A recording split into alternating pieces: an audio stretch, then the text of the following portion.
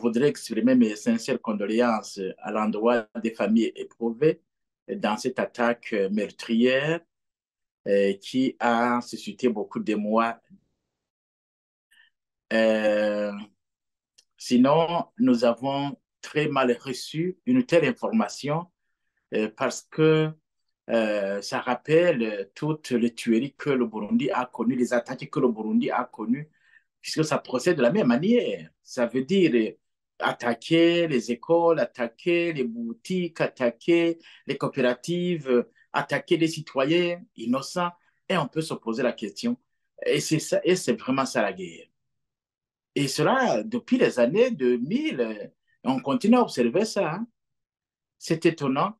Maintenant, nous avons le regret justement de constater que ce sont des attaques qui s'adressent à la population, qui n'a rien à voir dans cela, parce que s'ils veulent changer le système de gestion de l'État, ce n'est pas en s'attaquant aux gens d'Ogatumba, en s'attaquant aux gens de Tour de l'aéroport ou en s'attaquant aux gens de Buringa. Non.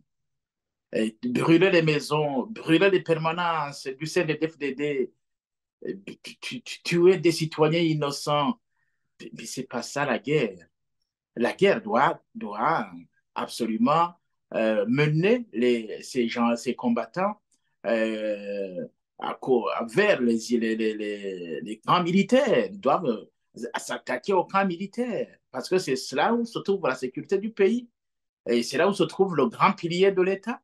Et sinon, s'attaquer aux citoyens paisibles qui dorment dans leur foyer, je crois que c'est injuste. Certes, les raisons de guerroyer ne manquent pas, mais la façon de faire cela, c'est une façon incorrecte.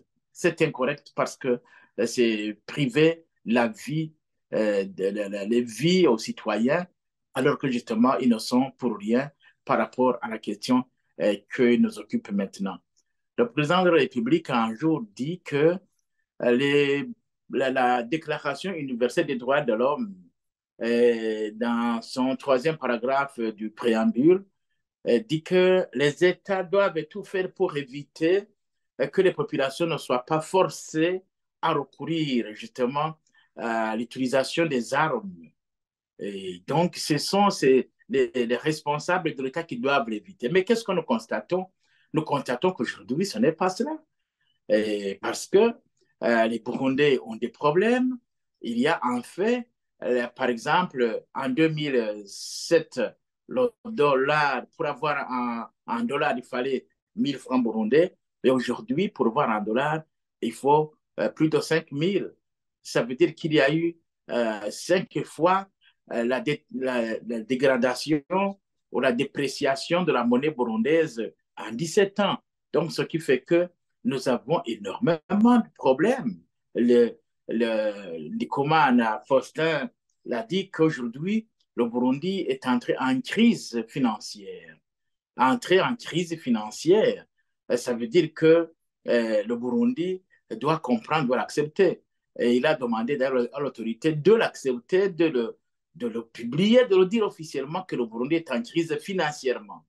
Donc, ça veut dire que pendant ces 20 ans, le CNDD-FDD a eu des problèmes de gestion. Il faut qu'il se rende à l'évidence. Et que par conséquent, il peut, sans peut-être le vouloir, forcer les Burundais à prendre les armes. Mais je donne, je demande à ceux-là qui peuvent prendre les armes demain de ne pas tuer les citoyens parce qu'ils n'y sont pour rien. Il faut qu'ils s'attaquent aux piliers de l'État.